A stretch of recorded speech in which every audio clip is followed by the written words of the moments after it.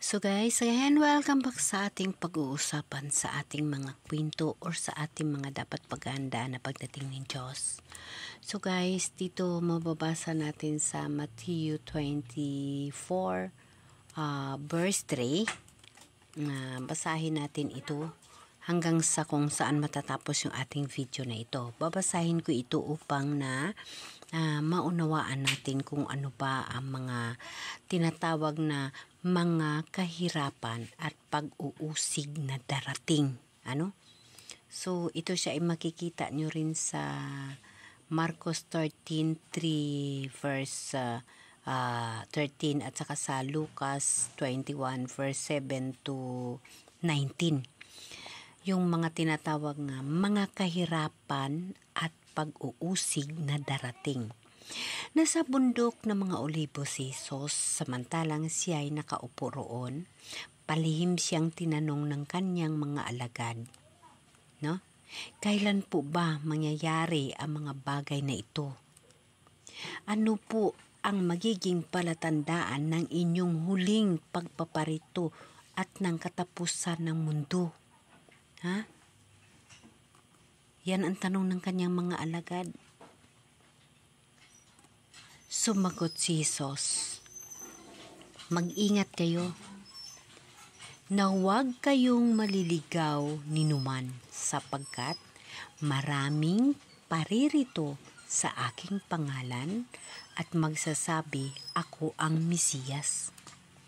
At marami silang maliligaw, makakarinig kayo ng alingaw-ngaw, ng labanan at ng mga balita tungkol sa tigmaan. Huwag kayong magabag. Dapat mangyari ang mga ito, ngunit hindi po ito ang wakas. So, ibig sabihin guys, yung mga away ngayon, yung mga gera, yung mga nangyayari ngayon, hindi pa ito guys wakas. Hindi pa ito wakas. Sapagkat makikibaka ang mga bansa laban sa kapwa bansa at ang kaharian sa kapwa kaharian. Magkakagutom at lilindol sa iba't ibang dako. Ang lahat ng ito'y pasimula pa lamang ng mga kahirapan. So guys, simula pa lang ho yun ng kahirapan, yung mga naririnig natin at nakikita natin sa mga balita.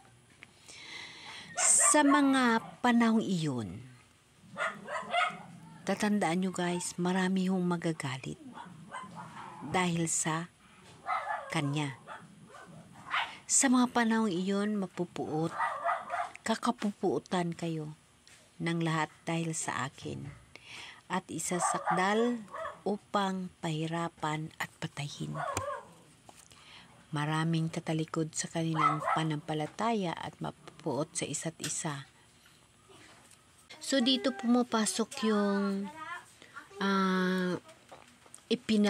ipagkanulo ng isa't isa ang kanyang kapwa. Maraming magpapanggap ng mga propita at iligaw nila ang marami. Ang kasamay lalaganap, pat manlalamig ang pag-ibig. So, ganun yung mangyayari guys. So, ganun talaga ang mangyayari. Ngunit, ang manatiling tapat hanggang wakas ay siyang maililigtas at iparangal sa buong sanlibutan ang mabuting balita tungkol sa paghahari ng Diyos upang ito'y makilala ng lahat ng bansa sa kadarating ang wakas. So, ganun guys, So, yung mga pangyayari ngayon, isa ho yun sa mga tinatawag na sign na ang mahal na Diyos ay malapit na siya maghukom sa katawhan. Yung mga bagay na yan, yun yung dapat natin paghahandaan. Okay guys, amen. Sa sunod natin na video, talakayin natin kasi maingay yung aming aso. Amen guys, amen.